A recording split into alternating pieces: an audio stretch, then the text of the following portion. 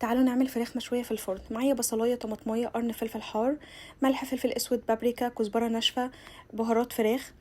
ومعايا اقل من نص كوباية مية و3 معالق زيت. هضرب في الخلاط كويس، وبعدين هكون غسلة الفراخ بتاعتي ومصفياها. هحط فيها التتبيلة، هدخل في التتبيلة كلها في اللحم بتاعها. هعمل فتحات بالسكينة لو حابين. انا بحط دايما بعملها من بالليل علشان تكون قعدت اكتر وقت في التتبيله.